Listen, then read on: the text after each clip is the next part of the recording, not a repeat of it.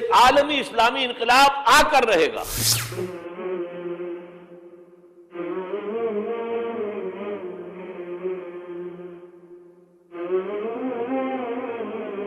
اس عالمی غلبہ اسلام سے پہلے ابھی امت مسلمہ کی بہت پٹائی ہونی ہے، بہت پٹائی ہونی ہے، بہت پٹائی۔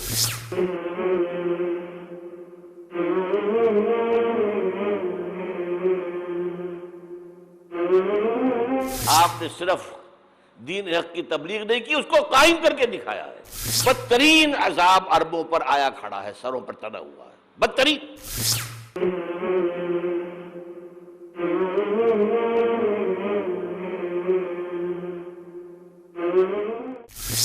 معافی چاہتا ہوں، امت مسلمہ بحیثیت مجموعی اللہ کی نگاہ میں مجرم، بہت بڑی مجرم۔ کیوں؟ 1 انچ زمین دنیا میں نہیں دکھا سکتی جہاں اللہ کا دین قائم ہو۔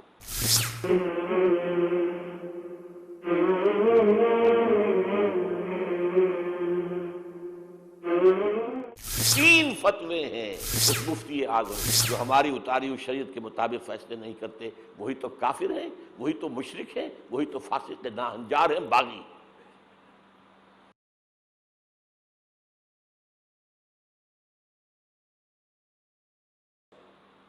اخلاقیات کی بنیاد کیا ہے؟ کیا نیکی اور بدی کی کوئی مستقل اقدار ہیں؟ Good and evil are they permanent values? یا جیسے آج کل کی بات ہو گئی ہے، بہت بڑی گمراہی کی بات ہے لیکن بہت عام کہی جاتی ہے، nothing is good or evil, only thinking makes it so. نہ کوئی نیکی نیکی ہے، نہ کوئی بدی بدی ہے، یہ تو ہمارے سوچنے کا انداز ہے، کسی کو نیکی کہہ دیتے، کسی کو بدی نہیں۔ یہ مسائل ہیں جن سے روز اول سے فلسفی لوگ ان کے بارے میں غلطاں پیش نہ رہے، سوچتے رہے، غور و فکر کرتے رہے۔ وہ سارا سفر جو آدم سے لے کر محمد تک صلی اللہ علیہ وسلم تمام فلسفیوں نے ذہنی سفر طے کیا، وہ حضور کو ان چند دنوں میں غار حرا کی خلوت میں طے کرا دیا گیا، تاکہ انسان نے بحیثیت انسان جو کچھ سوچا ہے وہ آپ کے علم میں آ گیا۔ اس کے بعد اب اقرا بسم ربک الذی خلق، انسانی سوچ تو یہیں تک ہے، اب پڑھو اپنے رب کا نام لے کر جس نے تمہیں الگ سے پیدا کیا۔ اور اس کے بعد پھر 2 حکم آئے۔ اب یہ غور و فکر کا ایک دور تو ختم ہو گیا، فلسفیانہ غور و فکر تکمیل کو پہنچا، ایک دوسرا شروع ہوا، اب ایک فکر دامنگیر ہوا، یہ میرے اوپر کتنی بڑی ذمہ داری آ گئی ہے، یہ معاشرہ ٹھیک ہو سکتا ہے، یہاں امکان ہے اصلاح کا۔ خود قرآن نے کہا انا سنلقی علیک قولا ثقیلا، ہم آپ پر ایک بہت بھاری بوجھ ڈالنے والے ہیں۔ اب یہ فکر دامنگیر ہوئی، اس کے لیے غور کرتے رہتے تھے، سوچتے رہتے تھے۔ تو دونوں یہ صورتیں شروع ہوتی ہیں، اے نبی اب یہ غور و فکر کا کام چھوڑیے، اب میدان میں آئیے، کمر کس لیجیے، یا ایھا المزمل قم یا ایھا المدثر قم، دونوں جگہ ایک ہی امر ہے، قم، کھڑے ہو جاؤ، کمر بستہ ہو جاؤ۔ لیکن عجیب بات ہے، میں چند منٹ لے رہا ہوں اس پر، رات کو کمر کسو، کھڑے رہو ہمارے سامنے، قم اللیل الا قلیلا نصفہ او انقص منہ قلیلا او زد علیہ ورتل القرآن ترتیلا۔ یہ مشقت، جان گسل، اگرچہ اخلاق کے اعتبار سے آپ انسانیت کی بلندی پر ہیں، انک لعلی خلق عظیم، لیکن یہ بوجھ جو آپ پر آیا ہے نبوت و رسالت کا، اس کے لیے آپ کو کچھ اور مشقت جھیلنے کے لیے تیاری کرنی ہوگی۔ ان ربک یعلم انک تقوم ادنی من ثلثی اللیل ونصفہ وثلثہ وطائفۃ من الذین معک۔ پھر اللہ نے بتایا بھی، اللہ کے علم میں ہے نبی کہ آپ اور آپ کے ساتھیوں کی جماعت کھڑی رہتی ہے رات کو، 2/3 رات، یا کم سے کم نصف یا تہائی، یہ تو تھی وہ روحانی ایکسرسائز اور ترقی جو حضور اور صحابہ کرام سے کرائی گئی ہے آئندہ کے مراحل کے لیے۔ میدان میں آؤ تو کیا کرنا ہے؟ یا ایھا المدثر قم، قم کیا کرنا ہے دن میں؟ انذر، خبردار کرو انہیں۔ یہ بڑے بھلاوے میں آ گئے ہیں،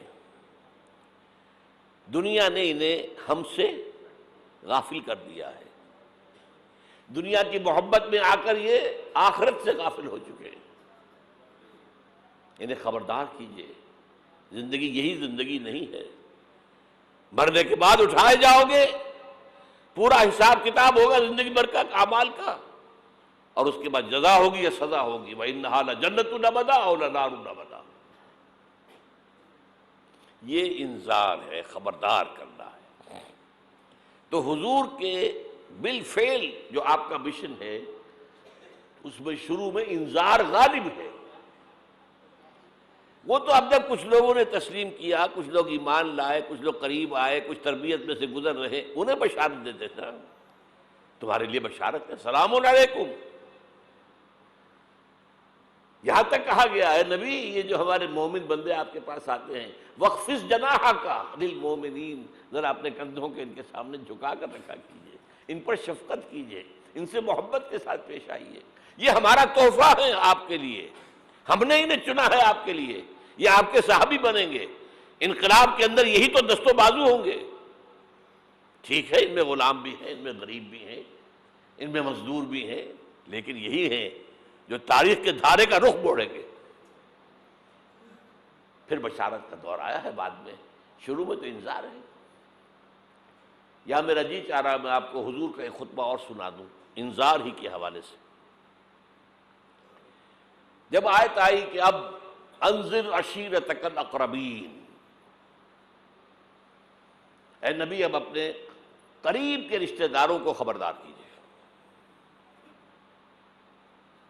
یہ جو مشن شروع ہوا حضور کا، یہ ہمارے آج کے واعظوں کے مانند نہیں ہے کہ دنیا بھر میں واعظ کہتے پھرتے گھر والوں کی خبر ہی نہیں،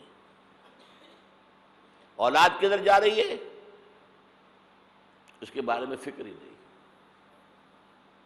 واعظ بہت بڑے ہیں، چیریٹی بگنز ایٹ ہوم، سب سے پہلے دعوت دیجیے اپنے گھر والوں کو اور اپنے رشتہ داروں کو۔ وانذر عشیرتک الاقربین، تو حضور نے حکم دیا حضرت علی کو رضی اللہ تعالی عنہ، علی ایک دعوت طعام کا بندوبست کرو اور سب بنی ہاشم کو بلا لو۔ بنو ہاشم میں زیادہ قریبی رشتہ دار، یہ آپ کو معلوم ہونا چاہیے کہ جیسے ہمارے ہاں ایک قبیلہ ہوتا وٹو قبیلہ، اب وٹو میں مانے کے، لالے کے، شامد کے یہ ہوتے ہیں نا، پھر ان میں خاندان ہوتے ہیں، کوئی شاہ محمد تھا اس کی اولاد جو ہے وہ شامد کے ہو گئی، لالا کوئی ہوگا لالے کے ہو گئے، مانے کے ہو گئے، لیکن ہے سب وٹو۔ اسی طرح مکے میں بسنے والے تھے سب قریش، کوئی جو ہے بنو ہاشم، کوئی بنو امیہ، کوئی بنو عدی، کوئی بنو تیم، لیکن سب کے سب کون تھے؟ قریش۔ اس میں جو گھرانہ تھا جس سے حضور تھے وہ بنو ہاشم تھے، تو اقربین کہا نا اپنے قریبی رشتہ داروں کو۔ کھانا کھلایا، اس کے بعد آپ کھڑے ہوئے، ابو لہب نے تاڑ لیا کہ ابھی ہمارے سامنے اپنی دعوت رکھیں گے، وہ تو چونکہ ایک دیوار بیچ کا پڑوسی تھا اور دشمن تھا، سگا چچا ہونے کے باوجود بدترین دشمن۔ اس نے شور مچایا، ہوٹنگ کی، اور کسی نے بات نہیں سنی، اور یہ کوشش ناکام ہو گئی۔ چند دن کا بیچا دے کر آپ نے صلی اللہ علیہ وسلم پھر کہا علی دوبارہ ذرا کھانے کا اہتمام کرو، پھر بلایا، پھر کھانا کھلایا۔ میں کہا کرتا ہوں کہ اب کچھ شرم آ گئی ہوگی کہ 2 دفعہ روٹی کھا لی ہے تو کم سے کم ان کی بات تو سن لو۔ یہ خطبہ جو دیا ہے حضور نے صلی اللہ علیہ وسلم، عظیم ترین خطبہ، جامع ترین خطبہ، لیکن مجھے عجیب ہے، یہ محسوس ہوتا ہے کہ ہمارے ہاں احادیث کی کتب میں میرے علم کی حد تک یہ موجود نہیں ہے۔ مجھے یہ خطبہ ملا ہے نہج البلاغہ سے، اہل تشیع کی جو اہم ترین کتاب سمجھ لیجیے، حضرت علی کے خطوط، خطبات، حضور کی حضرت علی کے اشعار، بحیثیت خلیفہ جو آپ کے فرامین، یہ سب جمع کیے گئے ہیں نہج البلاغہ، اس میں یہ خطبہ، اس میں ایک چیپٹر ہے خطبات نبوی، اس میں یہ پہلا خطبہ ہے۔ ایک ایک لفظ جو ہے حکمت کا موتی ہے۔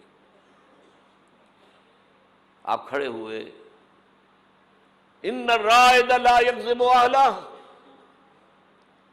دیکھو لوگوں، کسی قافلے کا رہنما کبھی اپنے قافلے والوں کو دھوکہ نہیں دیا کرتا۔ کیا بتایا کہ میں اس قافلہ انسانیت کا رہنما بنا کر بھیجا گیا ہوں۔ واللہ لو کذبت الناس جميعا ما کذبتکم ولو غررت الناس جميعا ما غررتکم، خدا کی قسم میں پوری دنیا سے جھوٹ بول سکتا بالفرض تو تم سے تو کبھی نہ بولتا۔ You are my kith and kin, اور اگر میں پوری دنیا کو دھوکہ دے سکتا بالفرض تو تمہیں تو کبھی نہ دیتا۔ یہ تمہید ہو گئی، 3 جملے۔ چوتھے جملے میں ایمان باللہ، ایمان بالرسول دونوں آ گئے۔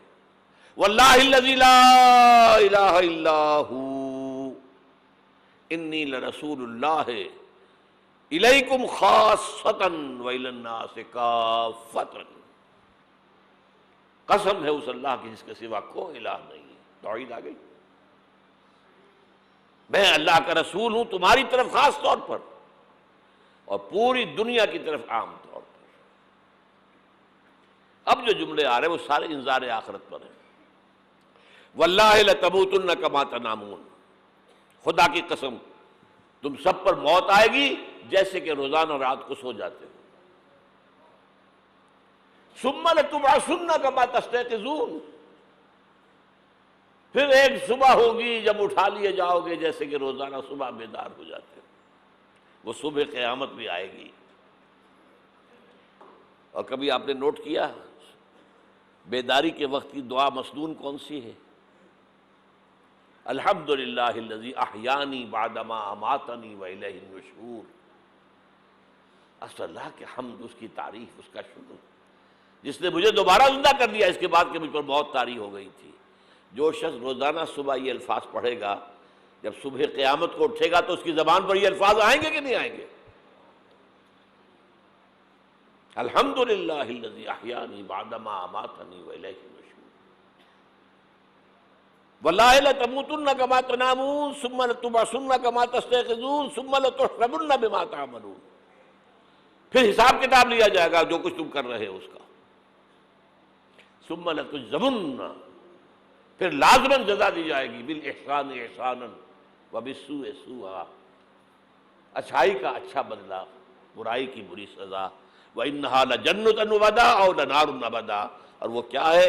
یا ہمیشہ ہمیش کے لیے جنت اور یا ہمیشہ ہمیش کے لیے آگ۔ اللہ اس سے ہمیں بچائے۔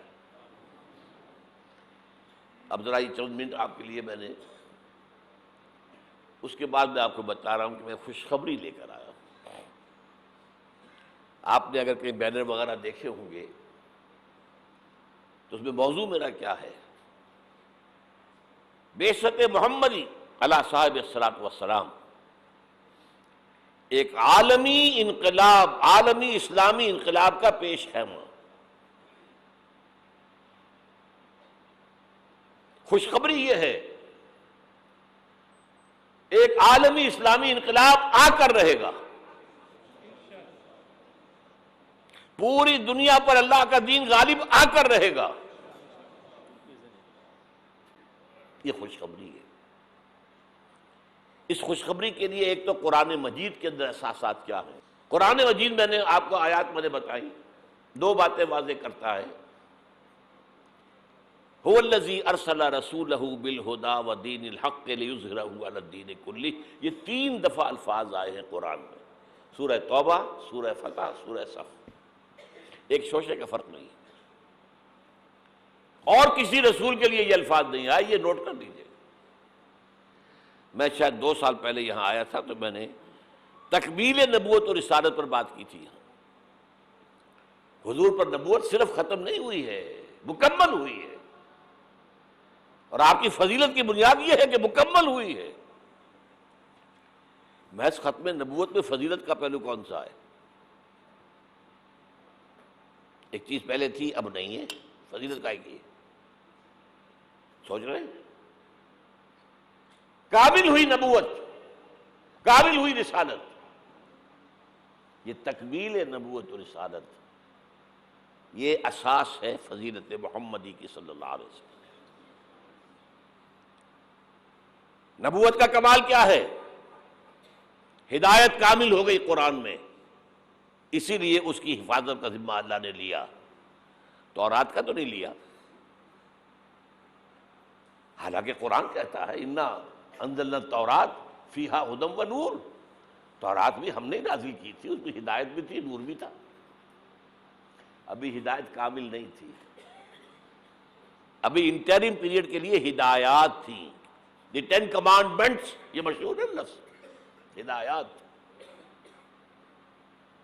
نمبر 2، دین حق غالب ہوا، کامل ہوا۔ الیوم اکملت لکم دینکم واتممت علیکم نعمتی ورضیت لکم الاسلام دینا۔ تکمیل ہدایت قرآن میں، تکلیم نظام حق دین حق میں، تکمیل رسالت آپ نے صرف دین حق کی تبلیغ نہیں کی، اس کو قائم کر کے دکھایا ہے۔ اور تکمیل رسالت، آپ پہلے اور آخری رسول ہیں اللہ کے، جو پوری نوع انسانی کے لیے بھیجے گئے۔ پہلے ہر رسول اپنی قوم کی طرف آتا تھا۔ وَإِلَىٰ عَادٍ أَخَاهُمْ هُودًا وَإِلَىٰ ثَمُودَ أَخَاهُمْ صَالِحًا وَإِلَىٰ مَدْيَنَ أَخَاهُمْ شُعَيْبًا إِنَّا أَرْسَلْنَا نُوحًا إِلَىٰ قَوْمِهِ۔ حضرت مسیح بھی رسولاً الی بنی اسرائیل، پوری نوع انسانی کے لیے نہیں آئے تھے۔ واحد اللہ کے رسول پہلے اور آخری وہ محمد ہیں صلی اللہ علیہ وسلم، جو پوری نوع انسانی کے لیے بھیجے گئے۔ اس کے لیے میں نے آپ کو یہ 5 مقامات پر آیا قرآن میں، الفاظ مختلف ہیں۔ وہ تینوں ایک جگہ پر ایک ہی الفاظ میں آئے ہیں، تینوں 3 جگہ پر، یہ ذرا مختلف ہے۔ وَمَا أَرْسَلْنَاكَ إِلَّا كَافَّةً لِلنَّاسِ بَشِيرًا وَنَذِيرًا۔ ہم نے نہیں بھیجا ہے نبی آپ کو مگر تمام انسانوں کے لیے بشیر اور نذیر بنا کر۔ وَمَا أَرْسَلْنَاكَ إِلَّا رَحْمَةً لِلْعَالَمِينَ، اور نہیں بھیجا ہے آپ کو مگر تمام جہانوں کے لیے رحمت بنا کر۔ اور اے نبی کہہ دو یا ایھا الناس انی رسول اللہ الیکم جمیعا، میں تم سب کی طرف اللہ کا رسول بن کر آیا ہوں۔ وہ میں نے خطبہ سنایا، اس کے اندر بھی موجود ہے، پہلے دن سے موجود ہے۔ پہلے دن سے حضور پر بات واضح تھی، یہ آیتیں تو بعد میں نازل ہوئی ہیں۔ واللہ الذی لا الہ الا ھو انی لرسول اللہ الیکم خاصۃ وإلی الناس کافۃ۔ اب نتیجہ نکالیے اس کا صغرا کبرا۔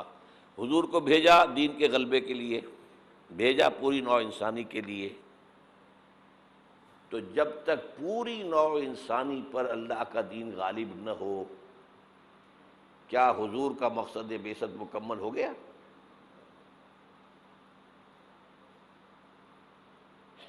جزیرہ نماء عرب پر اللہ کا دین غالب ہو گیا، عربوں کی حد تک دین کی تبلیغ مکمل ہو گئی۔ اگر تو آپ صرف عربوں کے لیے آئے ہوتے تو آپ کا کام پورا ہو گیا تھا۔ آپ آئے پوری نوع انسانی کے لیے، پوری دنیا کے لیے۔ تو پھر اقبال کے لفظ میں سنیے، وقت فرصت ہے کہاں، کام ابھی باقی ہے، نور توحید کا اتمام ابھی باقی ہے۔ تو پوری دنیا جب تک اس نور توحید سے جگمگا نہ اٹھے، پوری دنیا جب تک نور رسالت سے منور نہ ہو جائے، اس وقت تک وقت فرصت ہے کہاں، کام ابھی باقی ہے۔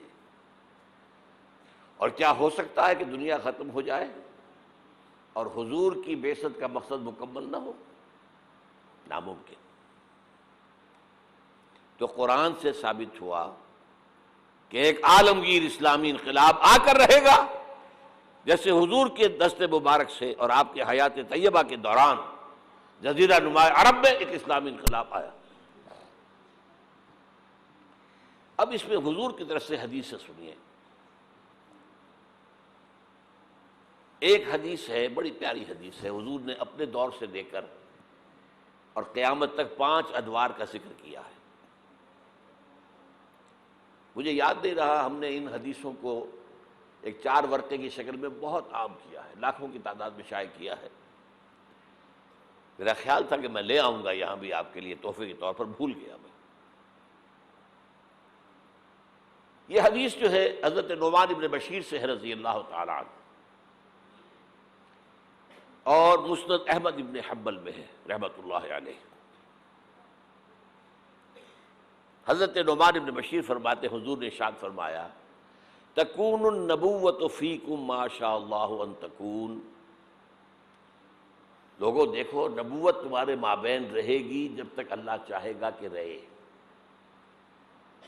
ثم یرفع اللہ اذا شاء یرفعها، پھر جب اللہ چاہے گا اسے اٹھا لے گا۔ کیا مطلب؟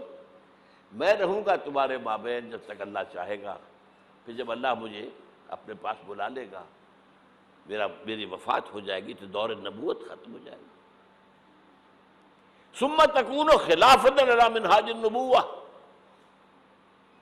پھر ایک دور ہوگا خلافت، لیکن نبوت کے نقش قدم پر، بالکل نقش قدم پر، ڈٹو، کاربن کاپی، کوئی فرق نہیں ہوگا، بال برابر بھی۔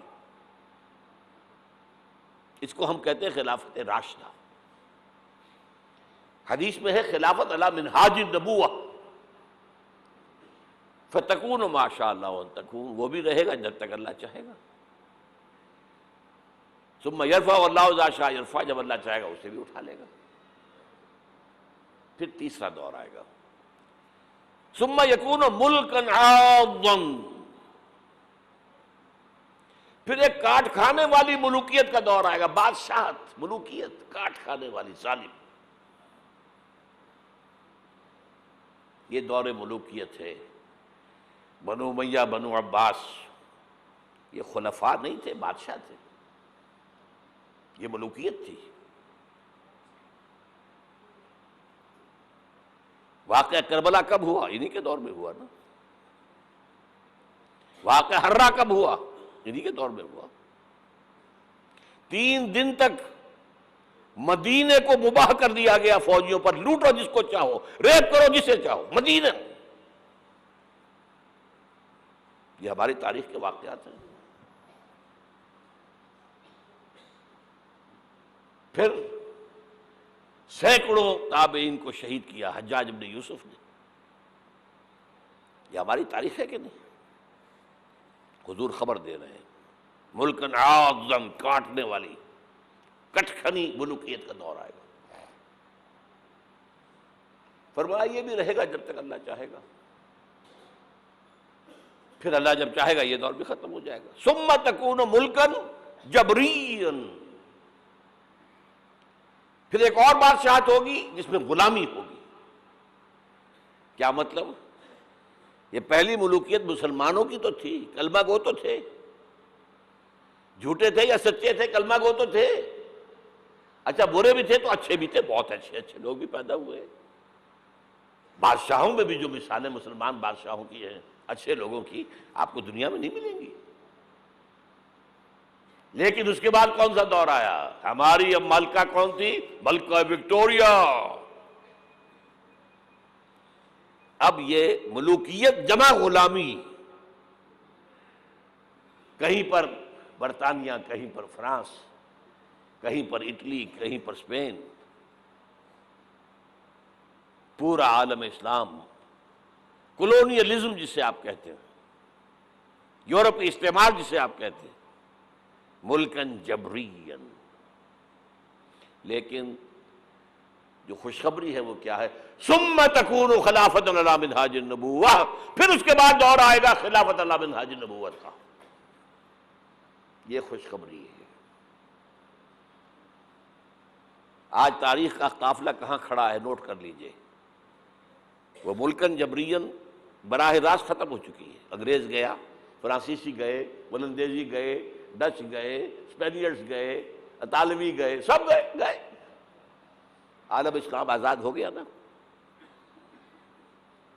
لیکن بائی پراکسی انہی کی حکومت جاری ہے، ابھی انہی کے ذہنی غلام، انہی کے تہذیبی شاگرد، انہی کے غلام، انہی کے ایجنٹ آج پورے عالم اسلام پر حکمران۔ صرف یہ کہ پہلے وہ براہ راست حکومت کر رہے تھے، اب بائی پراکسی کر رہے ہیں۔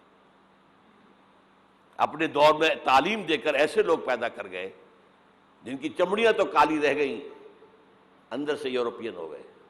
اور بیکاروں نے یہی کہا تھا، ہم جو نظام تعلیم یہاں بنا رہے ہیں اس کے نتیجے میں ہندوستان کے لوگوں کی چمڑی کی رنگت تو نہیں بدلے گی، لیکن اندر سے وہ بالکل بدل جائے گا۔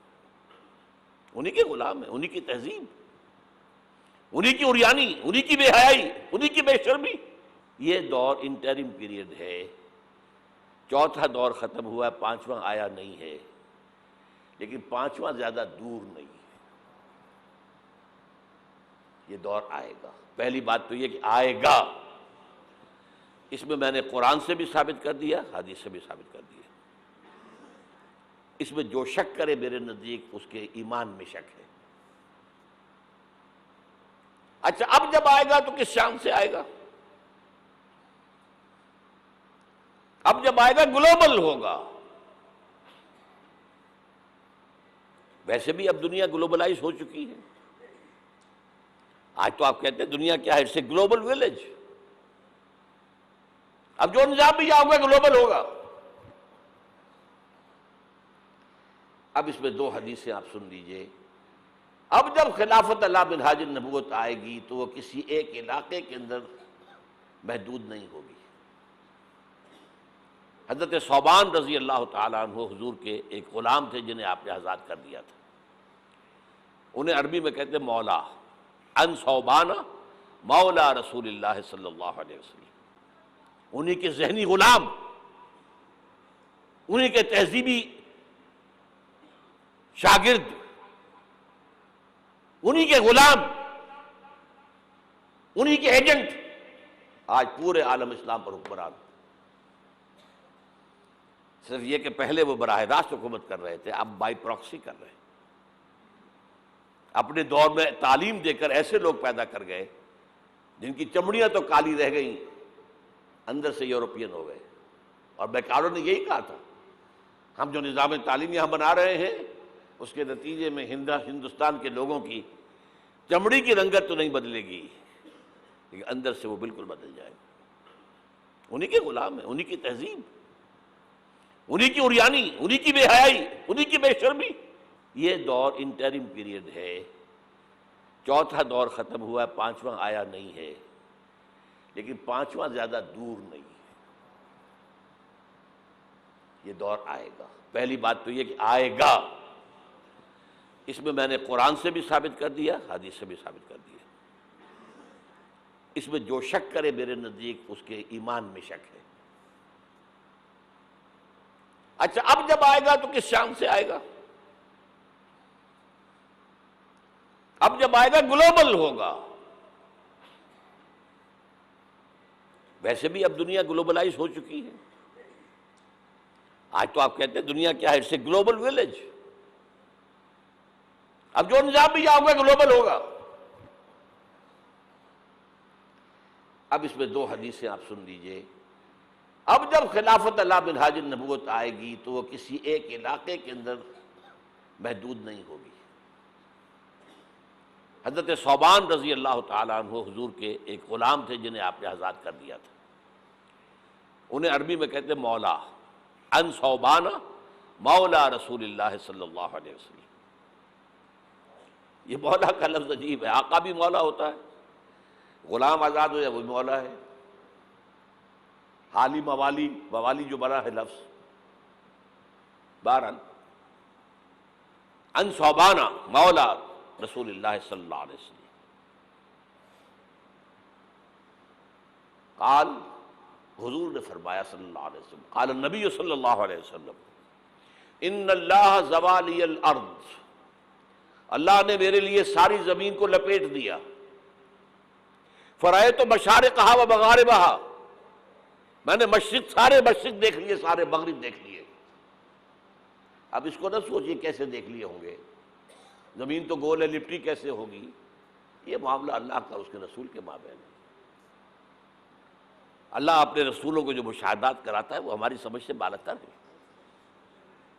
ہمیں شب معراج کی سمجھ کیسے آئے گی؟ فَأَوْلَىٰ إِلَىٰ عَبْدِهِ مَا أَوْحَىٰ، ہمیں کیا پتا کیا راز و نیاز کی باتیں ہوئی تھی، ہمیں کیا اندازہ؟ بہرحال حضور فرماتے ہیں ان اللہ زوالی الارض، زمین لپیٹ دی، فرائے تو مشارقہا و مغاربہا، میں نے سارے مشرق دیکھ لیے، سارے مغرب دیکھ لیے۔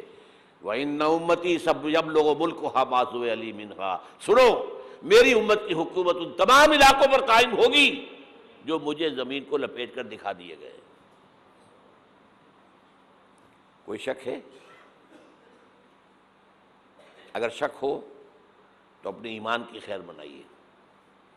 یہ روایت صحیح مسلم کی ہے، صحیحین کی روایت جو ہے وہ تو سب سے ٹاپ۔ دوسری حدیث مقداد ابن الاسود رضی اللہ تعالی عنہ سے، وہ فرماتے ہیں کہ حضور نے فرمایا لا يبقى على ظهر الارض بيت وبر ولا بدر الا ادخله الله كلمة الاسلام،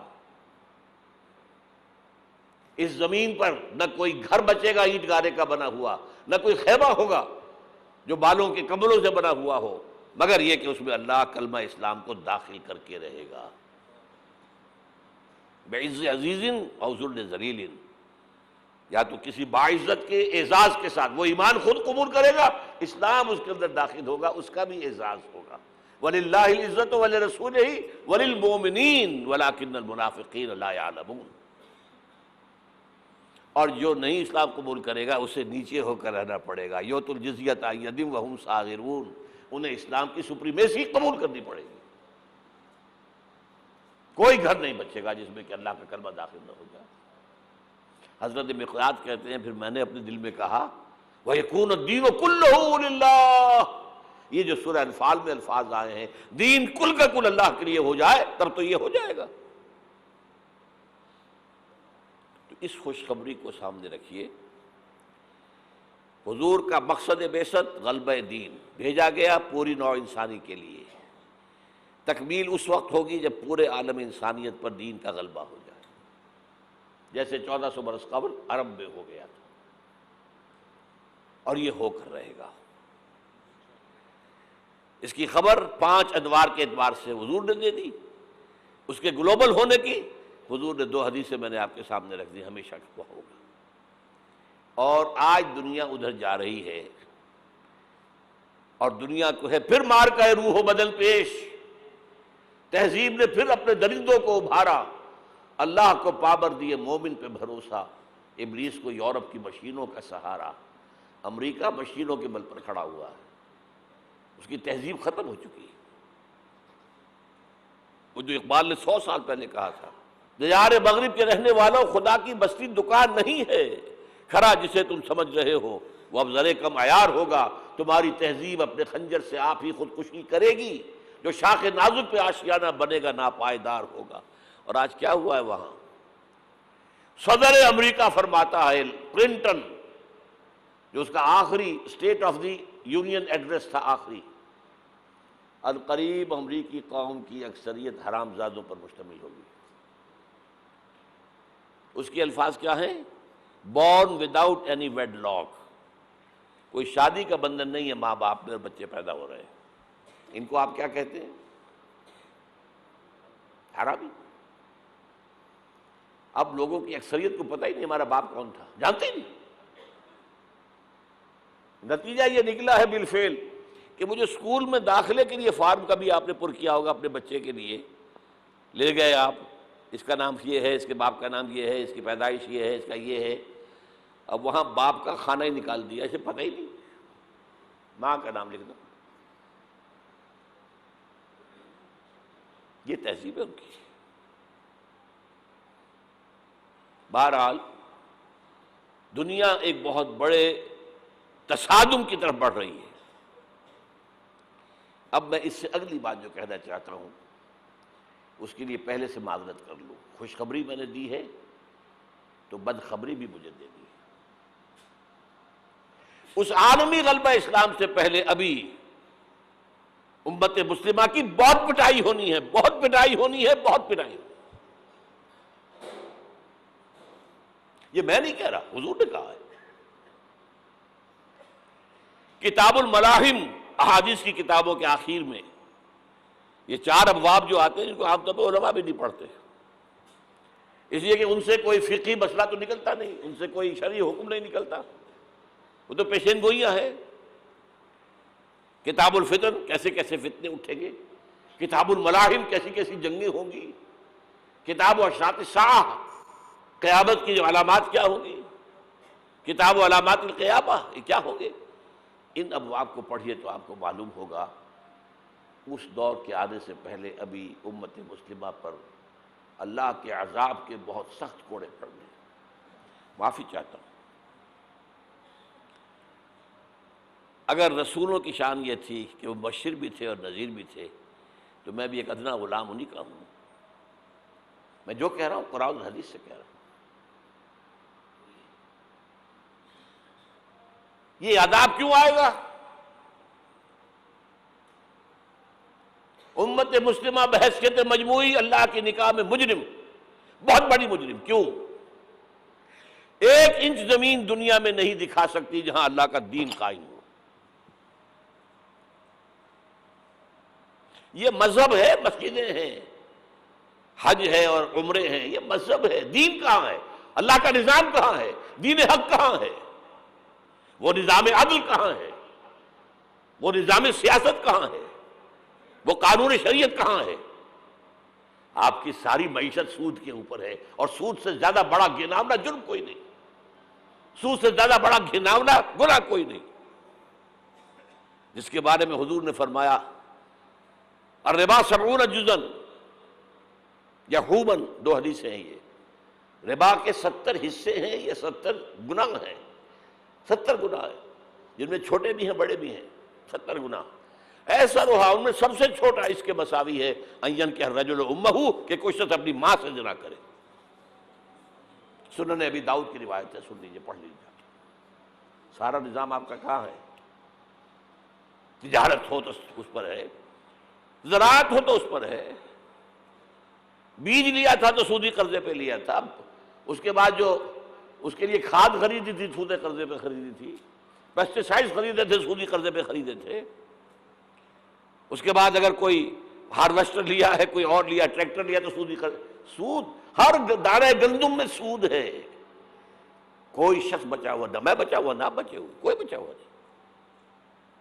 سارا کاروبار، ساری سمت و حرفت، ساری حکومت، پوری حکومت، پوری قوم سود کے اندر جکڑی ہوئی۔ ایک ایک شخص، کہاں ہے اسلام؟ آپ میری بات سمجھ لیجئے، اسلام کے 2 حصے کر لیجئے، اسلام بطور مذہب، اسلام بطور دین۔ اور یہ تو آپ قرآن پڑھتے ہیں، پورے قرآن میں مذہب کا لفظ تو آیا ہی نہیں ہے۔ حدیث کے ذخیرے میں بھی میری امکان، میرے معلومات کی حد تک کہیں نہیں ہے۔ یہ مذہب تو ہمارے یہاں استعمال ہوتا تھا فقہوں کے لیے، مذہب حنفی، مذہب مالکی، مذہب شافعی، مذہب حنبلی، اب ایک مذہب سلفی اہل حدیث حضرات کا ہو گیا ہے، مذہب ظاہری، مذہب جعفری، یہ فقہوں کے لیے تھا۔ مذہب کیا ہے؟ مذہب کا نام 3 چیزوں کا مجموعہ مذہب ہے، کچھ عقائد، کچھ عبادات، کچھ رسومات۔ بچہ پیدا ہوگا تو کیا کریں گے؟ عقیقہ کریں گے۔ کوئی فوت ہوگا تو کیا کریں گے؟ جنازہ پڑھائیں گے، کفن دفن کریں گے۔ شادی ہوگی تو کیا کریں گے؟ ایجاب و قبول ہوگا، ولیمہ ہوگا۔ یہ رسومات ہیں۔ دین یہ نہیں ہے، دین ہے اللہ کا دین، اللہ کا نظام، اللہ کا قانون۔ وَمَن لَّمْ يَحْكُم بِمَا أَنزَلَ اللَّهُ فَأُولَٰئِكَ هُمُ الْكَافِرُونَ۔ جو اللہ کی اتاری ہوئی شریعت کے مطابق فیصلے نہ کرے وہی تو کافر ہیں۔ میں اور آپ کون ہیں؟ برا نہ مانیے۔ فیس دی فیکٹس۔ اور یہ فتویٰ کس کا ہے؟ اللہ کا ہے۔ وَمَن لَّمْ يَحْكُم بِمَا أَنزَلَ اللَّهُ فَأُولَٰئِكَ هُمُ الْكَافِرُونَ وَمَن لَّمْ يَحْكُم بِمَا أَنزَلَ اللَّهُ فَأُولَٰئِكَ هُمُ الظَّالِمُونَ وَمَن لَّمْ يَحْكُم بِمَا أَنزَلَ اللَّهُ فَأُولَٰئِكَ هُمُ الْفَاسِقُونَ۔ تین فتوے ہیں اس مفتی اعظم کے، جو ہماری اتاری ہوئی شریعت کے مطابق فیصلے نہیں کرتے وہی تو کافر ہیں، وہی تو مشرک ہیں، وہی تو فاسق ناہنجار ہیں، باغی۔ یہ ہے امت مسلمہ کا حال۔ اب سعودی عرب ذرا پیچھے پیچھے چل رہا تھا، اب آگے بڑھ رہا ہے۔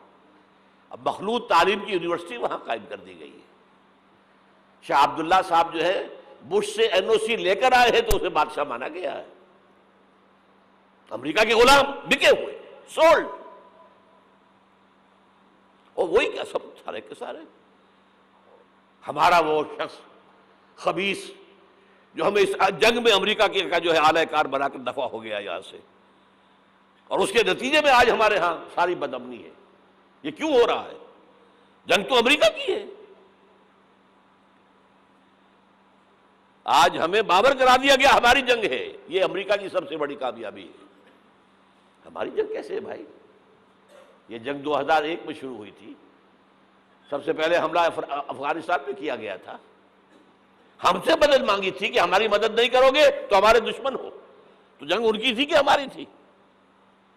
ہماری جنگ ہوتی تو ہم مدد مانگتے کسی سے۔ نہ کوئی جرم ثابت تھا اسامہ کا، نہ کوئی جرم ثابت تھا طالبان کا۔ جرم ایک ہی ہوا تھا کہ کچھ شریعت محمدی نمایاں ہو رہی تھی، اس کی برکات کا ظہور ہو رہا تھا۔ 90% عراق کے اندر امن قائم ہو گیا۔ یہ بات کہی اقبال نے 1936 میں، ان کی آخری نظموں میں سے ہے ابلیس کی وجہ سے شورا۔ اس میں ابلیس کہتا ہے کہ نہ مجھے جمہوریت سے کوئی ڈر ہے، میرا اپنا بنایا ہوا نظام ہے، وہی شیطانی نظام ہے یہ۔ ہم نے خود شاہی کو پہنایا جمہوری لباس، جب ذرا آدم ہوا ہے خود شناس و خود نگر۔ نہ اشتراکیت سے مجھے کوئی ڈر ہے، کب ڈرا سکتے ہیں مجھ کو اشتراکی کوچہ گرد؟ یہ پریشان روزگار آشفتہ بغض آشفتہ ہوں ہے، اگر کوئی ڈر خطر مجھ کو تو اس امت سے ہے۔ اس کی خاکستر میں ہے اب تک شرار آرزو، اس کے انگارے اوپر سے اس کے اوپر راکھ آ گئی ہے، نظر نہیں آ رہا، اندر آگ دہک رہی ہے، ان کے دلوں کے اندر آگ دہک رہی ہے۔ عصر حاضر کے تقاضاؤں سے ہے، لیکن یہ خوف ہو نہ جائے آشکارا شر پیغمبر کہیں۔ وہ شر پیغمبر ابھر کر افغانستان میں سامنے آ رہا تھا۔ Billions and billions of dollars جو ہے امریکہ دیتا ہے، افغانستان میں افیون کی کاشت بند نہیں ہوتی، اور ملا عمر کا ایک حکم اور کاشت زیرو ہو گئی۔ انہوں نے کہا یہ تو ہمارے لیے انتہائی بڑا خطرہ ہے، یہ نظام اگر ظاہر ہو گیا دنیا پر، اگر یہ ابھی کلی ہے کھل گئی پھول بن گئی تو کیا ہوگا؟ یہ شیطنت ختم ہو جائے گی۔ اس لیے تہس نہس کیا افغانستان۔ وہ جنگ ہے۔ اب وہاں سے جو لوگ بھاگ کر آ گئے تھے ہمارے قبائلی علاقوں میں آ کر آباد ہو گئے، کیونکہ خود امریکہ لے کر آیا تھا انہیں۔ جب روسیہ کے خلاف جنگ ہو رہی تھی تو جہاد جہاد جہاد کا غلغلہ بلند کر کے، یہ اسامہ ابن لادن خود امریکہ کا ایجنٹ تھا اس وقت، عمر عبد الرحمن امریکہ کا ایجنٹ تھا، ایک اور ایجنٹ کس کام کے لیے تھے؟ عبداللہ اعظم۔ یعنی وہ لے کر آ رہے تھے مسلمانوں کو، مجاہدین کو، وہ خلوص کے ساتھ کام کر رہے تھے کہ یہاں اسلام آئے گا، اس جہاد کے نتیجے میں اسلامی ریاست قائم ہوگی، اسلام کا غلبہ ہو جائے گا، آؤ آؤ آؤ۔ امریکہ نے اپنا کام نکلوایا، اپنے دشمن کا تہس نہس کرایا، پھر بھاگ گیا۔ اور اب ان کے خلاف، اور ہمارے لوگوں نے پکڑ پکڑ کر لوگ دیے ہیں، پیسے کمائے ہیں، ارب ارب ڈالر لیے ہیں، ایک ایک کی سر کی قیمت کہاں گئی؟ وہ جو آئی تھی کہاں گئی؟ وہ واپس امریکی بینکوں میں پہنچ چکی ہوئی۔ یہ طوفان ہے اس وقت جو ہمارے سر پر کھڑا ہے۔ تو میں نے کیا بات کہی ہے نوٹ کر لیجئے، ہم بحیثیت مجموعی اللہ کے مجرم ہیں، باغی ہیں۔ کیوں؟ ہم نے کلونیلزم سے آزاد ہونے کے بعد، جب تک انگریز تھا ہم کہتے تھے ہم کیا کریں، ہم تو مجبور ہیں۔ کہیں فرانسیسیوں کی حکومت تھی، کہیں ولندیزیوں کی تھی، کہیں ہسپانویوں کی تھی، کہیں اطالویوں کی تھی، کیا کریں؟ جب وہ سارا پردہ ہٹا دیا، کسی ملک نے قرآن کو اپنا امام نہیں بنایا، اللہ کی طرف رخ نہیں کیا۔ کسی نے رخ کیا ماسکو کی طرف، جمال عبد الناصر ہو یا وہ جو شام کا ہوتا تھا حافظ الاسد، ان کا کدھر تھا قبلہ؟ ماسکو، اور یا باقی سب کا واشنگٹن۔ ہم مجرم ہیں۔ اب ان مجرموں میں بھی ایک ذرا تجزیہ کرنا پڑے گا، کون زیادہ بڑا مجرم ہے۔ یہ جو ہماری کوئی 150 ارب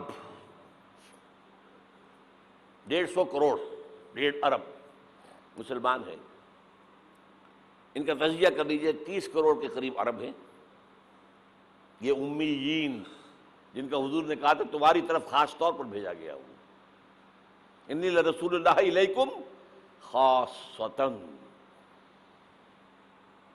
ان کو کتنا بڑا مقام ملا کہ محمد ان میں سے تھے صلی اللہ علیہ وسلم۔ یہ رتبہ بلند ملا جس کو بھی، ہاشمی تھے کہ نہیں تھے، قرشی تھے کہ نہیں تھے۔ اور نمبر 2، ان کی زبان میں اللہ کا کلام ہے۔ ہم تو کیسے پڑھیں اللہ کا کلام؟ عربی سیکھیں، گرامر سیکھیں، گردانے رٹیں، چٹائی توڑ تعلیم حاصل کریں تو قرآن پڑھیں نا۔ ان کی تو مادری زبان میں ہے۔ پھر انہوں نے امام نہیں بنایا تو سب سے بڑے مجرم وہ ہیں۔ باقی جو 120 کروڑ ہے، ان میں نمبر 2 ٹاپ کا مجرم مسلمانوں نے پاکستان میں۔ وائی تم نے ایک ملک کی تقسیم کرائی، ہم سے دعائیں کی تھی کہ اللہ انگریز کی غلامی سے نکال کر ہمیں ہندو کی غلامی مت دے دے، اے اللہ ہمیں ایک آزاد ملک دے دے، علیحدہ ملک دے دے، اللہ تیرے دین کا بول بالا کریں گے، تیرے دین کا نمونہ دکھائیں گے دنیا کو۔ یہ علامہ اقبال کا خواب تھا جو 1930 میں انہوں نے دیکھا تھا۔ ایک تو یہ کہ ہندوستان کے شمال مغرب میں ایک آزاد اسلامی ریاست قائم ہوگی، آزاد مسلمان ریاست۔ وہ تو 17 سال کے بعد ہو گئی، 37 کا خطبہ تھا، 47 میں قائم ہو گئی۔ دوسرے یہ کہ اگر ایسا ہو گیا تو ہمیں موقع مل جائے گا کہ اسلام کے چہرے پر جو داغ دھبے عرب ملوکیت، عرب امپیریلزم، شہنشاہیت کے دور میں آ گئے تھے، اب دنیا تو دیکھتی ہے نا بنو امیہ کا دور کیسا تھا۔ آخر ہماری تاریخی کا داغ ہے نا۔ واقعہ کربلا کس کا داغ ہے؟ واقعہ ہررا کس کی تاریخ کا داغ ہے؟ ہمارے چہرے کا داغ ہے نا۔ تاریخ تو ہماری ہے۔ ہم یہ چہرے پر، اسلام کے چہرے سے یہ داغ دھبے دھو کر اصل اسلام اور اس کا عہد حاضر کے تقاضوں کے مطابق ایک نظام قائم کر کے دنیا کو دکھائیں گے، ایک مثال ہوگی۔ اور قائد اعظم نے کہا تھا یہ ایک روشنی کا مینار ہوگا۔ But we went back upon our promise۔ ہم نے اللہ سے وعدہ، اللہ نے کہا ٹھیک ہے لو۔ سورہ اعراف میں ذکر ہے حضرت موسیٰ کی آمد کے بعد کہا تھا بنی اسرائیل نے، اے موسیٰ ہم پر تو تمہارے آنے سے پہلے بھی ظلم ہو رہا تھا اور تمہارے آنے کے بعد بھی ہو رہا ہے، تمہارے آنے سے ہمیں تو کوئی حاصل ہوا نہیں۔ سورہ اعراف میں ان کا قول ہے عصا ربکم ان یہلک عدوکم ویستخلفکم فی الارض فینظر کیف تعملون۔ قریب ہے کہ تمہارا رب تمہارے دشمن کو ہلاک کر دے، فرعون اور لاؤ لشکر کو غرق کرے، تمہیں دنیا میں حکومت دے، پھر دیکھے گا تم کیا کرتے ہو۔ اللہ نے ہمارے دشمن کو قتل کیا ہے۔ گاندھی کے لیے یہ موت سے کم بات نہیں تھی، کانگریس کے لیے یہ موت سے کم بات نہیں تھی۔ بھارت ماتا کے ٹکڑے، کچھ ہی دنوں پہلے گاندھی نے کہا تھا میری لاش کے اوپر پاکستان بن سکتا ہے، بنا، کیسے بن گیا؟ تو اللہ کا فیصلہ ہے۔ یہ معجزہ تھا. رمضان المبارک کی 27ویں شب کو نازل ہوا. یہ جو رات نزول قرآن کی ہے وہی رات نزول پاکستان کی ہے. معجزہ تھا. لیکن تم نے تو محل بنائے ہیں، تم نے دنیا بنائی ہے، تم نے موٹر وے بنا لی ہے، ہمارا دین کہاں ہے؟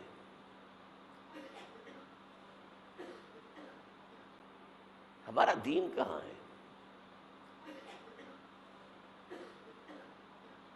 نمبر 2 مجرم ہم ہیں.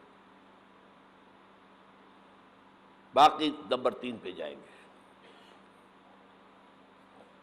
اب نوٹ کر لیجئے، یہ کتابیں اگر آپ پڑھنا چاہیں تو کتاب الملاحم میں پڑھیے. بدترین عذاب عربوں پر آیا کھڑا ہے، سروں پر تنا ہوا ہے. بدترین ایسی جنگ ہونی ہے الملحمۃ العظمی، جس کو کہ میں بھی آپ کے گواہی پیش کر دوں گا، جسے کہا گیا ہے دی لاسٹ کروسیڈ. بش نے بھی کروسیڈ کا لفظ بول دیا تھا، پھر واپس لیا اس نے. نکل جاتی ہے جس کے منہ سے سچی بات مستی میں. فقیہ مصلحت بین سے اور ہندے بادہ خار اچھا، کروسیڈ کہہ کر پھر واپس لیا. یہ کروسیڈ، اس کے اوپر جس قدر نقصان ہونا ہے عربوں کا. گریٹر اسرائیل بنے گا، یہ عراق، شام، اردن، سعودی عرب کا کچھ شمالی علاقہ، ترکی کا جنوبی علاقہ، مصر کا صحرائے سینا، اور اس کے ساتھ ہی جو بہترین اس کا زرخیز ترین علاقہ ڈیلٹا آف نائل، یہ سب یہودیوں کے قبضے میں جائیں گے. اس کو حدیث میں کہا گیا الملحمۃ العظمی. عیسائی 80 علم لے کر اے مسلمانوں تم پر حملہ آور ہوں گے، اور ہر علم کے نیچے 12,000 فوج ہوگی. 9.5 لاکھ فوج. یہ نیٹو کی تیاری کس کے لیے ہو رہی ہے؟ جب USSR کا خاتمہ ہوا تو پوچھا گیا تھا نیٹو چیف سے، اب کس لیے؟ تمہارا وہ دشمن تو ختم ہو گیا، اب ہمیں اسلامک فنڈامنٹلزم سے نمٹنا ہے. وہ جانتے ہیں خطرہ یہی ہے. اب اسلام ابھر سکتا ہے. مسلمانوں کے سینوں کے اندر وہ آگ ہے، اوپر خاکستر آ گیا ہے، تم کہیں اٹھانا بیٹھنا. یہ اندر تو انگارہ ہے، اوپر سے راکھ ہے، اس سے دھوکہ نہ کھا جانا ان کے دلوں کے اندر. اور بش نے کہا تھا مسلمان چاہتے ہیں کہ ہسپانیہ سے لے کر انڈونیشیا تک نظام خلافت قائم کریں. اور میں حیران ہوا تھا کہ اس کمبخت کو ہسپانیہ کا خیال کیسے آ گیا. ہمیں تو کبھی آتا ہی نہیں، اب ہم تو بھول گئے. وہ تو 500 برس پرانی بات ہے، جبکہ وہاں سے ہمیں نکال دیا گیا تھا. اگرچہ اقبال نے کہا تھا ہے ارض فلسطین پہ یہودی کا اگر حق، ہسپانیہ پر حق نہیں کیوں اہل عرب کا. ہسپانیہ میں تو 800 سال حکومت کی مسلمانوں نے، اور ابھی 500 برس ہی گزرے ہیں نا. یہودی تو ارض مقدس سے 2000 سال نکالے گئے. انہیں لا کے آباد کیا گیا، عربوں کے سینے میں خنجر بھونک دیا گیا. وہ چھوٹا سا ملک جو چاہتا کرتا، کوئی پوچھنے والا نہیں. امریکہ جیسے اپنے بیٹے کی حفاظت کرے ویسے کرتا اس کی. اور حضور نے فرمایا ہے وہ جنگ جب ہوگی تو ایک باپ کے اگر 100 بیٹے ہوں گے تو 99 ختم ہو جائیں گے، ایک بچے گا. یہ حدیث ہے، حدیث ہے صحیح. اور آپ نے فرمایا ویل للعرب من شر قد اقترب. عربوں کے لیے ہلاکت ہے، عربوں کے لیے بربادی ہے اس شر سے جو قریب آ چکی ہے. اور آج جس طرح انہوں نے ان کی تہذیب کو اختیار کر لیا ہے، دبئی جا کر دیکھیے، بدترین مغربی معاشرہ جو ہے وہ دبئی کے اندر ہم نے قائم کر کے دکھا دیا. اب سعودی عرب اس راستے پر بڑھ رہا ہے. اور اس کے بعد نمبر 2 پر جو ہے ہم پاکستانی ہیں. لیکن میں اس کے وہ پہلی بات جو کہہ رہا ہوں وہ تو یقینی ہے، اس میں تو احادیث صحیحہ موجود ہے. اگرچہ اس کے بعد پانسا پلٹے گا، پھر حضرت مہدی کا ظہور ہوگا، حضرت عیسیٰ کا نزول ہوگا، اور وہ گریٹر اسرائیل گریٹر گریو یارڈ بنے گا یہودیوں کا. ایک ایک یہودی قتل ہوگا اور دفن ہوگا. یہ بعد میں ہونا ہے، میں پہلی بات بات کر رہا ہوں۔ وہ پاسا پلٹے گا جب پلٹے گا، ابھی جو سامنے ہے وہ کیا ہے؟ جس ملحمۃ العظمیٰ کہا حضور نے، جسے آرمگیڈون کہتے ہیں عیسائی۔ آرمگیڈون کی اگر کہیں جا کر آپ دیکھیں گے، آپ ڈکشنری میں مانی تو کیا لکھا ہے؟ A very big war which will be fought between the forces of evil and good before the end of this world۔ اس دنیا کے خاتمے سے پہلے خیر اور شر کی قوتوں کے درمیان بہت بڑی جنگ ہوگی۔ ارمجدون اسے کہتے ہیں عربی میں، اور ارمگیڈون اسے کہتے ہیں انگریزی کے اندر، اور یہ بائبل کی آخری کتاب کے اندر ہے، جو اس میں کہ مکاشفات یوحنا، ریولیشنز آف سینٹ جان۔ یہ تو میں کہہ رہا ہوں یقین کے ساتھ، اور زیادہ دور نہیں ہے، آیا چاہتا ہے۔ اس لیے کہ یہودیوں کا اور عیسائی جو کنزرویٹوز ہیں، نیو کنزرویٹوز، ان کا 5 نکاتی ایجنڈا ہے متفق علیہ، جس کے تحت کہ یہ جنگ صلیبی شروع کی گئی ہے۔ وہ سن لیجئے آپ۔ آرمگیڈون نمبر 1، گریٹر اسرائیل قائم ہو جانا اس کے نتیجے میں نمبر 2، مسجد اقصی اور قبۃ الصخرہ کو گرانا نمبر 3، وہاں تھرڈ ٹیمپل، وہ مسجد جو حضرت سلیمان نے بنائی تھی 1000 قبل مسیح میں، پھر برباد کی تھی نبوکدنضر نے، دوبارہ بنائی گئی، پھر دوبارہ ختم ہوئی 70 عیسوی تک گری پڑی ہے۔ ان کا خانہ کعبہ گرا ہوا ہے 70 عیسوی سے لے کر آج تک۔ ایک دیوار ہے ویلنگ وال، جہاں جاتے ہیں، روتے ہیں، پیٹتے ہیں، ماتم کرتے ہیں، وہاں وہ بنے گا تھرڈ ٹیمپل۔ اور نمبر 4، اس میں لا کر رکھا جائے گا تخت حضرت داؤد کا۔ یہ تخت کہاں ہے اس وقت؟ یہ لندن شریف کے اندر، جو ان کی پارلیمنٹ کا جو چرچ ہے، ویسٹ منسٹر ایبے، اس میں رکھا ہوا ہے۔ ایک پتھر تھا جس پر بٹھا کر حضرت داؤد کی تاج پوشی ہوئی، پھر حضرت سلیمان کی ہوئی، پھر وہ پتھر رکھ دیا گیا جب حضرت سلیمان نے بنایا ہیکل مسجد اقصی، وہاں رہا وہ۔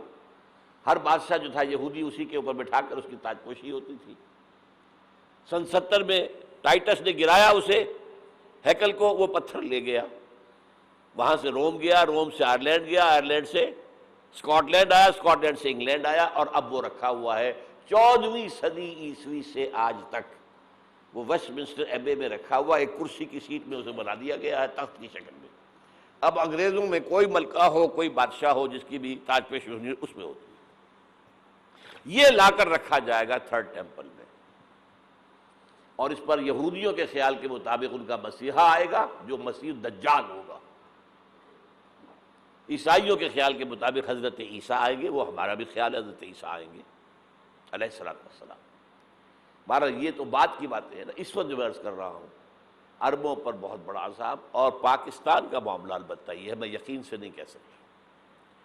ہینگنگ ان دی بیلنس، ہو سکتا ہے اللہ تعالیٰ ہم پر رحم فرمائے، ہو سکتا ہے، اگرچہ اس کی کچھ شرائط ہوں گی۔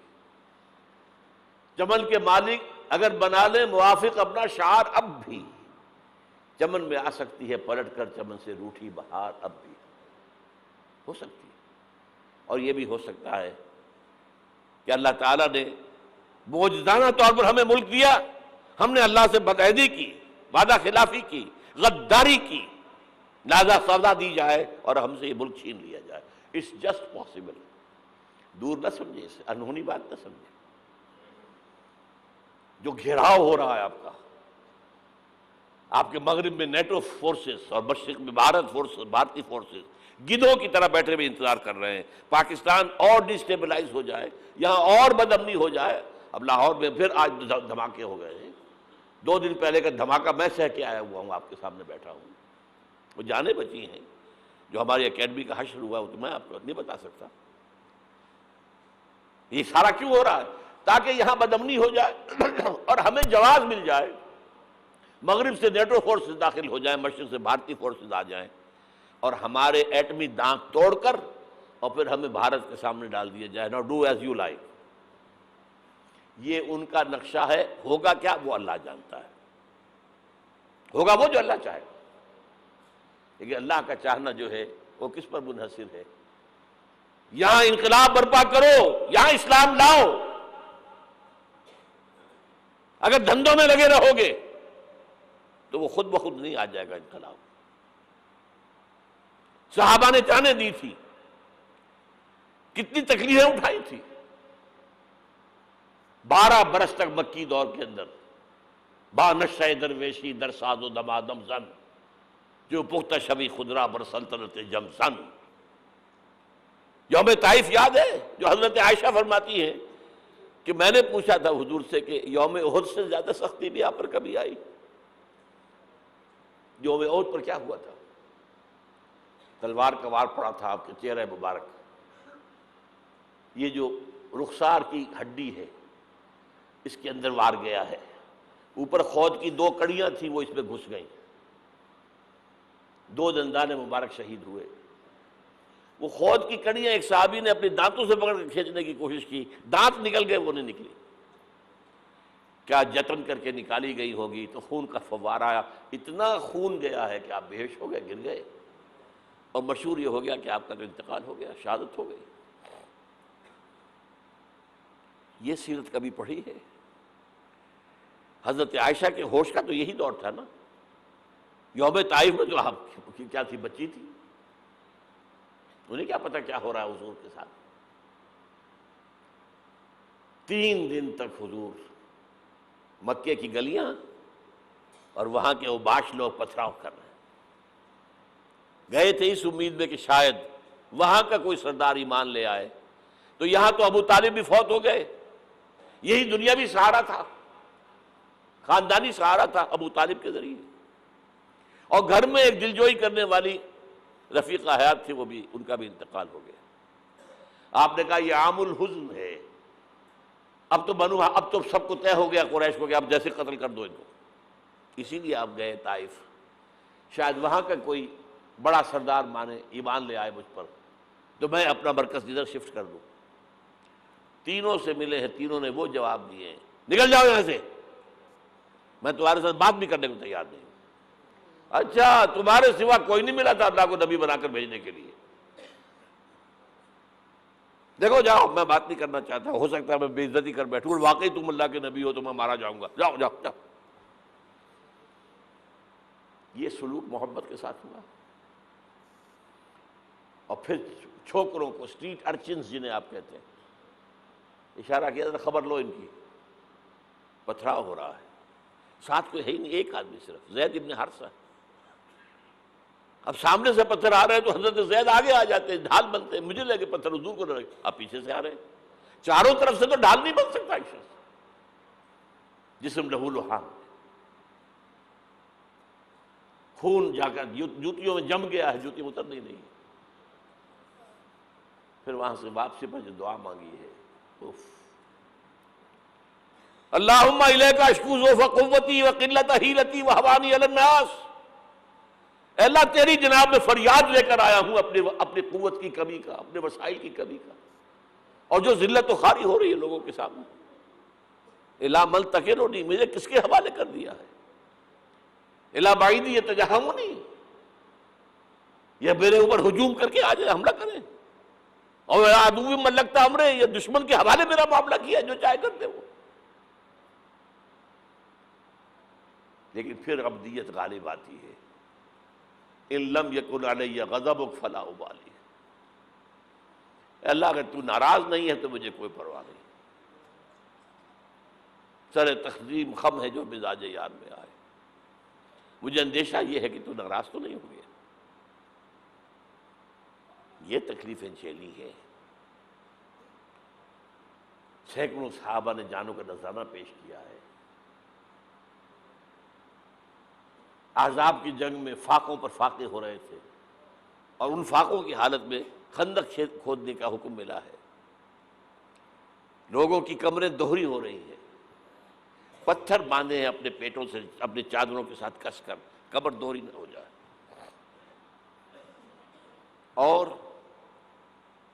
جب صحابہ کدالیں چلا رہے ہیں تو کیا کہہ رہے ہیں، نحن الذین بایعوا محمدا علی الجہاد ما بقینا ابدا اللہم لا عیش الا عیش الاخرہ.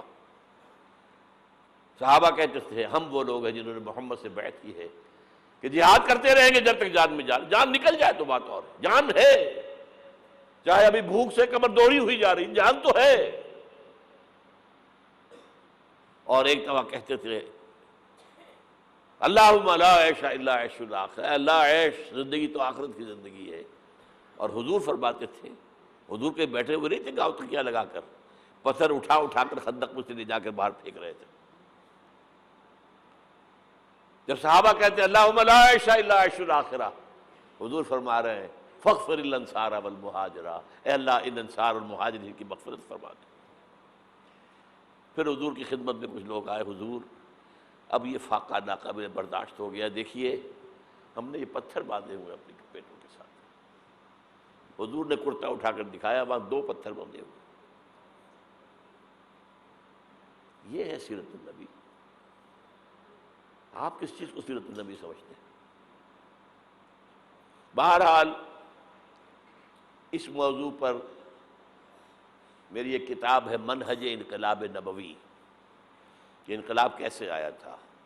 اگر دل میں ذرا بھی آرزو پیدا ہو گئی ہو کہ اللہ قبول کر لے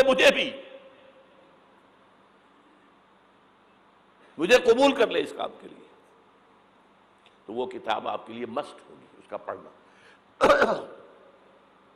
وہ جو ہمارے مکتبے نے شائع کی ہوئی ہے اچھے سفید کاغذ پر، وہ تو 200 روپے کی ہے، لیکن ہمارے تنظیم کے طرف سے تاکہ کم استطاعت والے لوگ بھی استفادہ کر سکے، وہ 70 روپے کی قیمت ہے، شاید وہ 50 ہی میں آپ کو مل جائے. وہ یہاں مل جائے گی. باہر پڑھیے خدا کے لیے.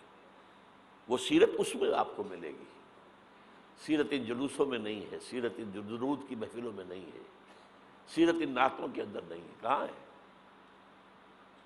کسی نے یہ واقعات آپ کو بتائے؟ تو منہج انقلاب نبوی. پھر 5 چھوٹی کتابوں کا ایک سیٹ میں آپ کے لیے بنا کر لے کر آیا ہوں.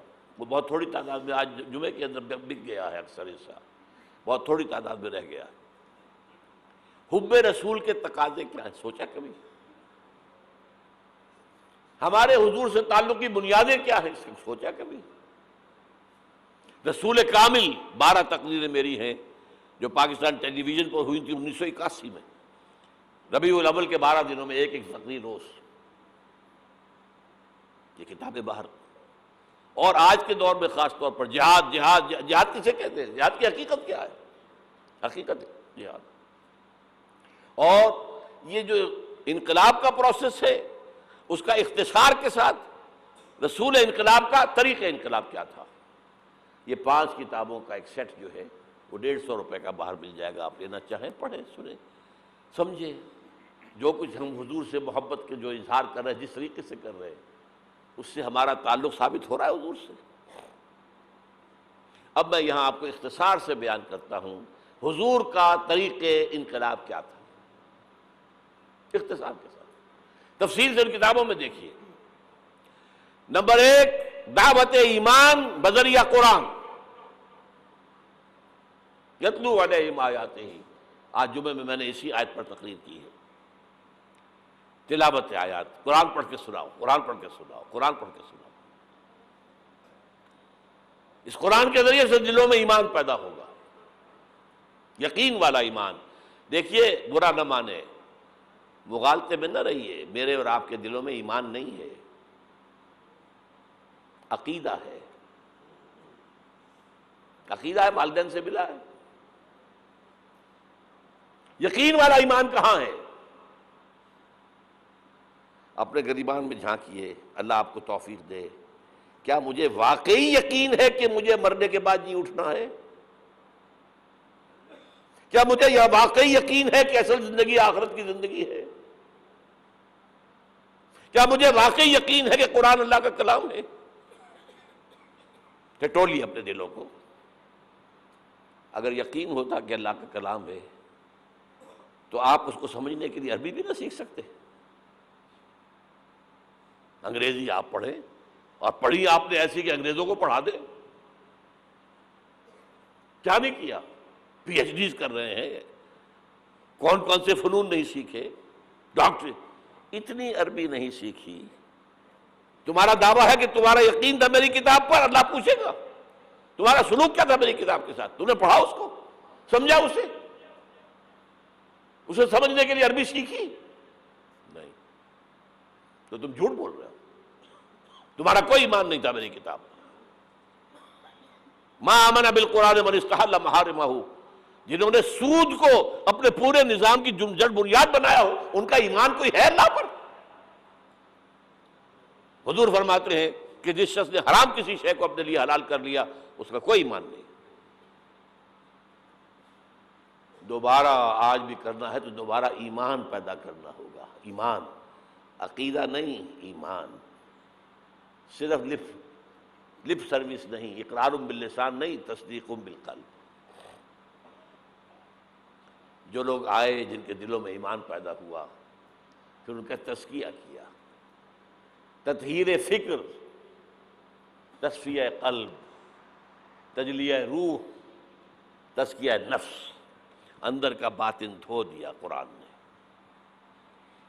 کیوں بجاں در رفت جہاں دیگر شبد، جہاں چو دیگر شد جہاں دیگر شبد۔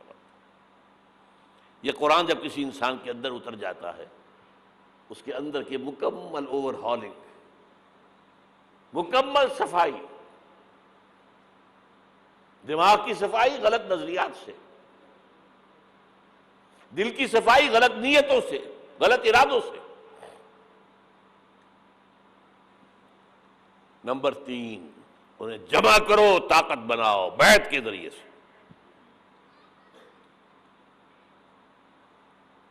حضرت عبادہ ابن ثابت فرماتے ہیں بایعنا رسول اللہ صلی اللہ علیہ وسلم، متفق علیہ روایت ہے، مسلم شریف بخاری شریف دونوں کی، ہم نے بیعت کی تھی اللہ کے رسول سے، علی السمع والطاعت، جو حکم دے گے مانیں گے، اطاعت کریں گے، فی العسر والیسر، چاہے آسانی ہو چاہے مشکل ہو،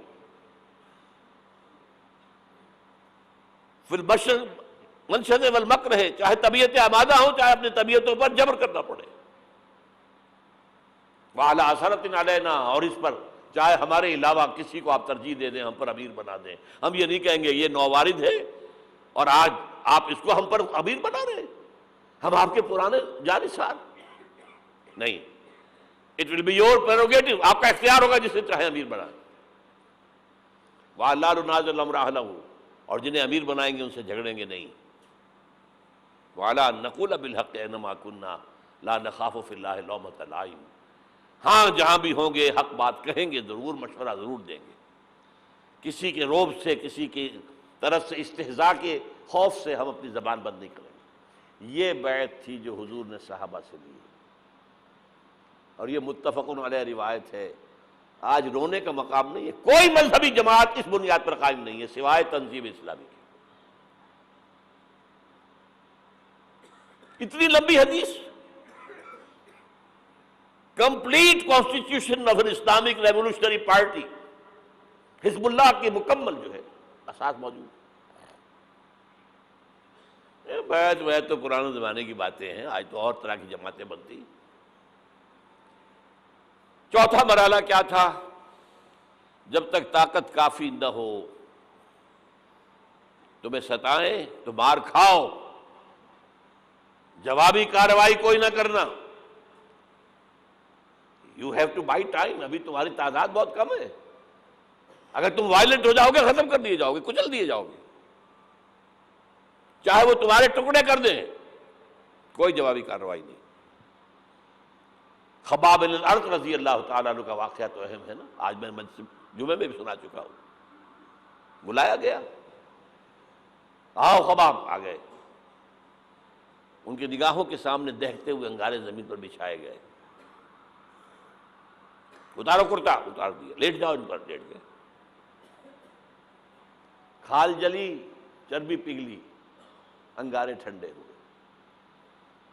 اب ایسا شخص سوچئے اگر اسے اجازت ہو تو دو چار کو مار کر مرے گا نا، مجھے روسٹ کرنے چلے ہیں، یہ زندہ کباب بنانے چلے ہیں، ڈیسپریٹ انسان ایک دو کو مار کر مرتا ہے، اجازت نہیں ہے۔ کفوا ایدیکم، ہاتھ رو کے رکھو۔ یہ سیرت کی چیزیں، یہ موتی کہاں سے ملیں گے آپ کو؟ منہج انقلاب نبوی ضرور پڑھیے، اعلیٰ ایڈیشن لیجئے، اللہ ہمت دے، سفید کاغذ مضبوط، یہ چھپا ہوا ہے اس پر، نیوز پیپر پر سستا ہے، بہرحال وہ پڑھیں، علم تو ملے گا نا۔ البتہ جب تیار ہو گئے، تعداد کافی ہو گئی،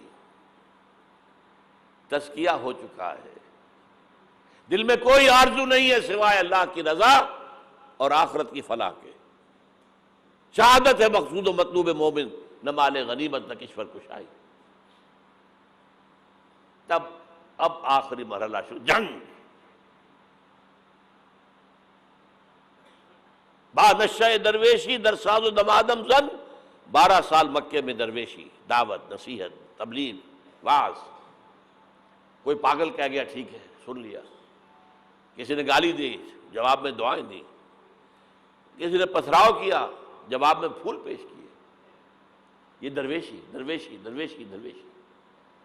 مدینے میں آنے کے بعد صرف 6 مہینے آپ نے لیے ہیں، 3 کام کیے: مسجد نبوی کی تعمیر، مہاجر اور انصار بھائی بھائی مواخات، اور نمبر 3 یہودی 3 قبیلے تھے انہیں جکڑ لیا ایک معاہدے کے اندر، میثاق مدینہ۔ اس کے بعد آپ نے چھاپہ مار دستے بھیجنے شروع کر دیے۔ جنگ حضور نے شروع کی ہے، قریش نے نہیں کی ہے۔ یہ ہم مغربی پروپیگنڈے کے لیے کہتے رہے کہ نہیں نہیں نہیں، ہم نے تو دفاعی جنگ لڑی تھی، حضور نے تو دفاعی نہیں تھی۔ حضور کا تو فرض تھا دین کو نافذ کرنا، قائم کرنا، اور باطل نظام کے سردار تو بیٹھے ہیں مکے کے اندر۔ فقاتلوا اولیاء الکفر، یہ جو اولیاء ہے، ائمۃ الکفر، قاتلوا ائمۃ الکفر، یہ سب کچھ تھا۔ بہرحال اس کے بعد جنگ شروع ہوئی ہے تو اوپر اپ اینڈ ڈاؤن کچھ ہوئے ہیں۔ بدر میں اللہ نے بہت بڑی فتح دی، یوم الفرقان۔ احد میں ڈسپلن کی تھوڑی سی کمزوری ہوئی تو اللہ نے سزا دی، معاف نہیں کیا، کنڈون نہیں کیا۔ فتح ہو گئی تھی، اللہ کا وعدہ پورا ہو گیا تھا۔ 50 تیر انداز جہاں کھڑے کیے تھے حضور نے، یہاں سے ہرگز نہ ہلنا، چاہے تم دیکھو کہ ہم سب قتل ہو گئے اور پرندے ہمارا گوشت نوچ نوچ کر کھا رہے، تب بھی یہاں سے نہیں ہلنا۔ لیکن وہاں کیا ہو گیا ڈفرنس آف اوپینین، کہ وہ تو حضور نے شکست کی صورت میں کہا تھا نا، یہ تو فتح ہو گئی ہے۔ لیکن جو لوکل کمانڈر تھے وہ کہتے رہے مت ہلو مت ہلو مت ہلو، چھوڑ کر چلے گئے۔ 50 میں سے 35 چلے گئے، 15 رہ گئے۔ وہ خالد بن ولید کی وہ قابی آنکھ نے دیکھ لیا، وہ مورچہ خالی ہے، شکست ہو چکی تھی۔ لیکن پھر کوہ احد کا چکر لگا کر آ کر جب پیچھے سے حملہ کیا ہے، 70 صحابہ شہید ہوئے۔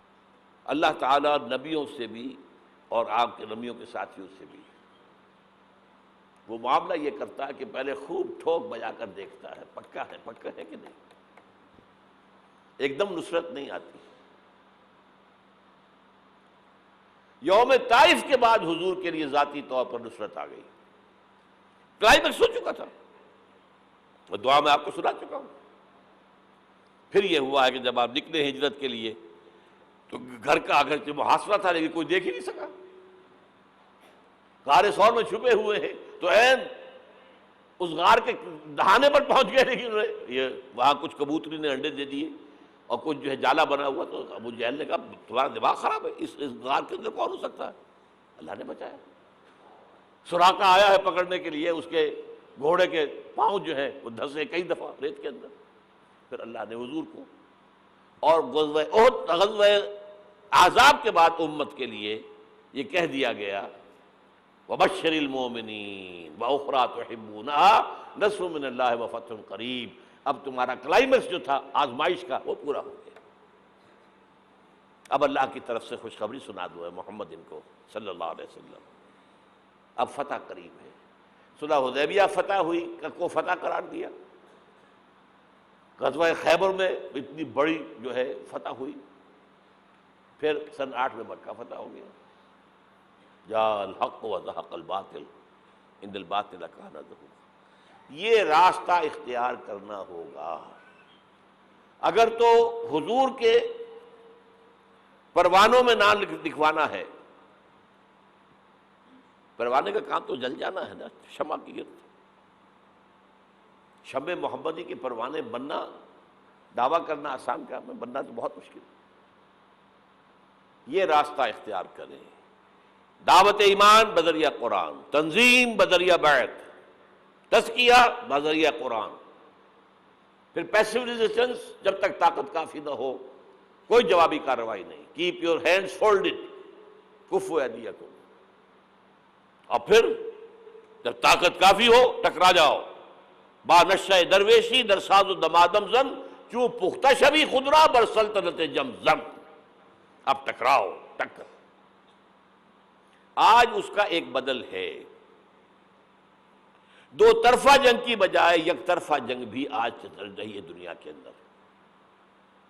اگر آپ تعداد کافی ہے، کمیٹڈ لوگ ہیں، جان دینے کو تیار ہیں، شہادت ہے مطلوب و مقصود، اور جماعت ہے، ڈسپلن ہے، تو آئیے میدان میں، بلاک کیجئے، گھیراؤ کیجئے، گولیاں چلے سینوں پر کھائیے. بالآخر فوج سرنڈر کرے گی.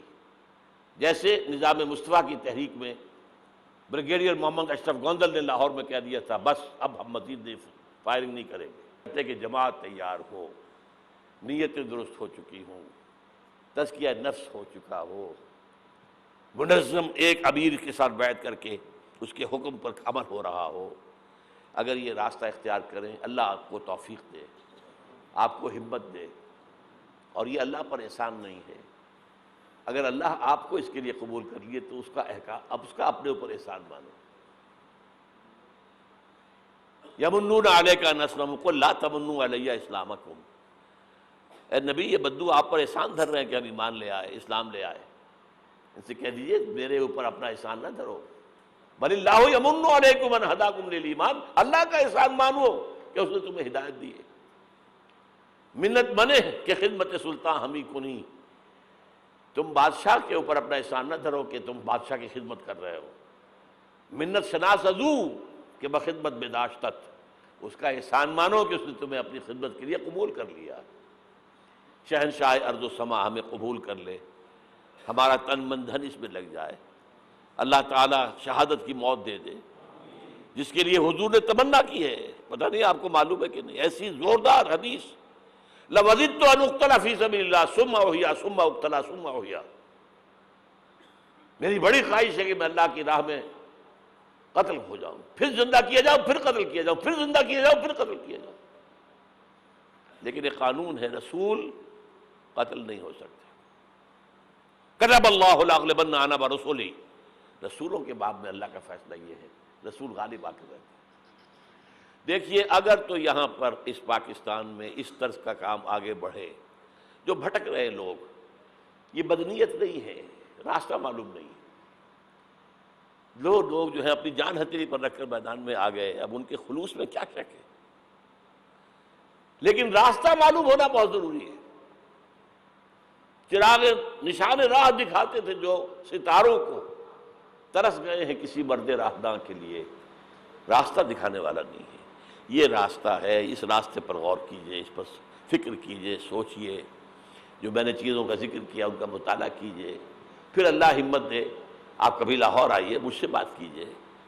اگر آپ کے خیال میں نے کوئی چیز غلط لکھی ہے، غلط کہی ہے، مجھے سمجھائیے، میں آپ کا احسان مند دوں گا.